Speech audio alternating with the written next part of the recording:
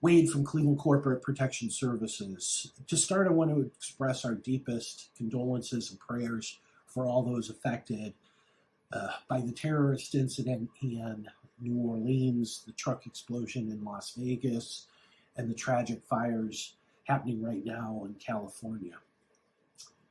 I wanted to take some time today to address what has been on many of our clients' minds and as well as trending on social media, and that's terrorism. Terrorism comes in all types of forms.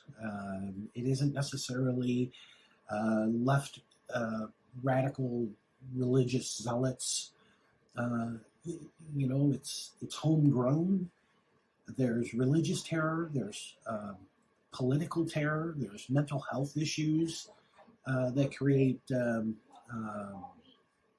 terroristic plans in an unwell individual.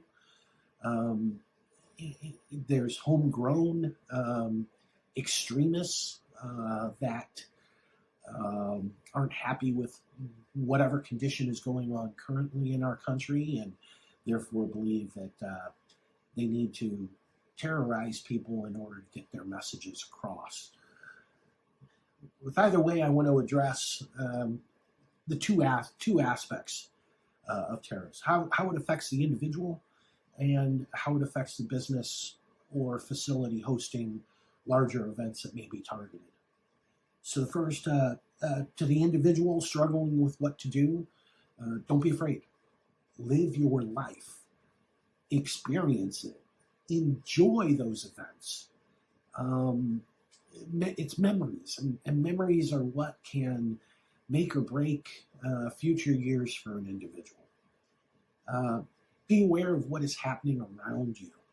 Don't walk around with blinders on, just looking at the pavement in front of you. Have your head on a swivel without being panicked, but know what's going on around you. If attending these events in a group, have a plan. Don't go into these events with others and not have a plan as to who does what and when. So, how to communicate. How are you going to communicate? Are you going to communicate trying cell phone or text messaging? Are you going to try to communicate using the internet, Wi-Fi, or cellular communication? Do you have some type of a Snapchat group, or do you have a Facebook group or something that you can utilize on that event to get a message across about what you're experiencing? Where to rally. Know your rally points. If you're going to a concert, then know that you're going to rally where you parked, or know that you're going to rally at a restaurant close by, or know that you're going to rally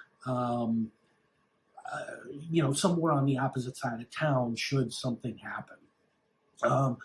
Whose responsibility is it to communicate with family and concerned friends? Because as soon as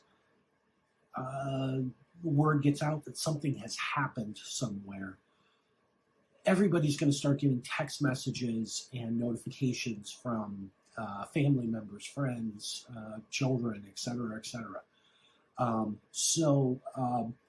Who's going to be in charge of that communication?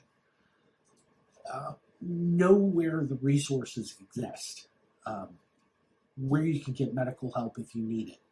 Law enforcement. Where's the law enforcement placed? When you're coming into the event, look around you. See where those strategic police cars are parked in the area. And know the evacuation routes. Know the area well enough that okay, if I can't go north, then I know I can go south, or I can go east, or I can go west. Understand suspicious activity, avoidance, and reporting. If you see something that just jumps out as being totally off the wall, grab somebody and say something to somebody. Say, hey, this may be nothing, but this situation occurred outside. It looked very suspicious and concerning. It might be something you want to look into. All right? For organizations and facilities, understand your facility weaknesses. You all have them. Many of them are very well known to employees. Know those facility weaknesses. Be aware of your at-risk employees who might have violent or extreme tendencies. Know who they are. Don't make them feel like they're guilty of something before they are, but know who they are and have a game plan to address them.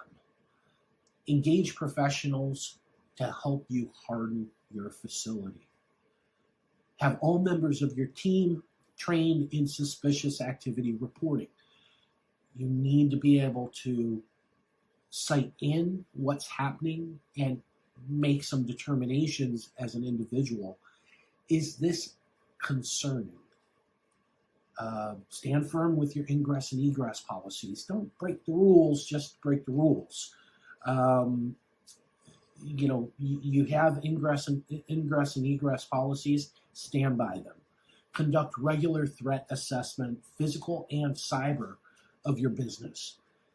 That way you not only know what's happening physically at your company, but you also know what's being said about your company or your facility online as well.